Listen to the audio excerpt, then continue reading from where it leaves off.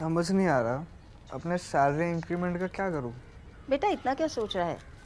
अपने mutual funds के SIP का टॉप अप करा ले। This is the right time. क्या समझ में नहीं आया? बेटा इतना क्या सोच रहा है? अपने म्यूचुअल फंड्स का एसआईपी टॉपअप करा ले। This is the right time. अब समझा।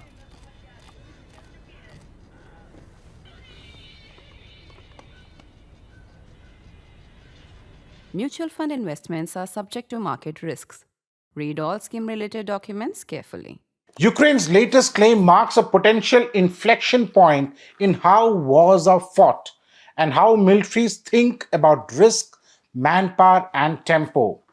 According to Zelensky, Ukrainian forces retook a position held by Russia using only unmanned systems, combining aerial drones and ground robots with no infantry involvement and no casualties on their side. Now, if independently verified, this would be the first known instance of a fully unmanned assault successfully capturing territory in modern warfare. Now, what makes this significant? This isn't just about technology, it's about doctrine. For decades, even the most advanced militaries have used drones primarily for surveillance or precision strikes. What Ukraine is describing is very different. Coordinated swarm operations of drones and unmanned ground vehicles, autonomous or semi-autonomous targeting and movement, psychological dominance, forcing enemy troops to surrender without direct human confrontation. In effect, Ukraine is testing a model where machines do the last mile of combat, traditionally the most dangerous phase.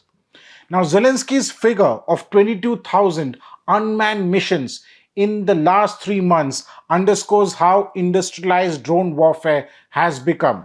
Ukraine is no longer experimenting, it is operating at a scale which is very high.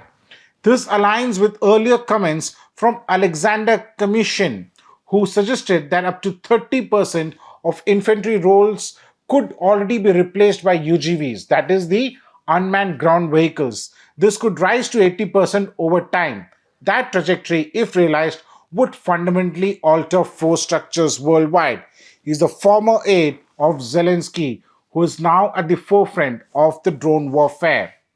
Now, the ongoing Russia-Ukraine war has become a live testing ground for next-generation combat systems. The first-person view drones acting as precision-guided munitions, AI-assisted targeting and tracking, naval drones reshaping maritime denial, especially in the Black Sea, ground robots like the droid TW7.62 reportedly capturing prisoners.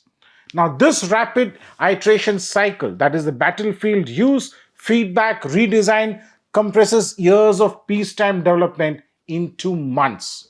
For militaries watching closely, including India, a few hard truths emerge. Manpower versus machine trade-off is shifting. Traditionally, infantry-heavy doctrines may become increasingly vulnerable to low-cost, high-volume unmanned systems. Cost asymmetry is brutal. A relatively cheap drone swarm can neutralize far more expensive platforms, tanks, artillery, even air defense systems. Defense industrial base matters more than ever. Ukraine's ability to produce millions of FPV drones annually is as decisive as battlefield tactics. Zelensky openly pitching systems like the naval drones for export signals a future global market where combat-proven unmanned systems become strategic tools of diplomacy. However, do note that these claims are not independently verified. Fully autonomous combat remains technically and ethically complex. Now, electronic warfare, jamming, and counter-drone systems can blunt these advantages.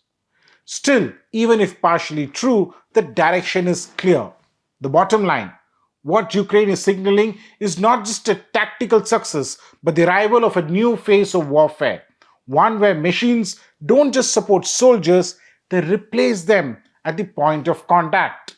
And once that threshold is crossed, militaries that adapt slowly risk becoming obsolete very quickly. For The Print, this is Snehesh Alex Philip.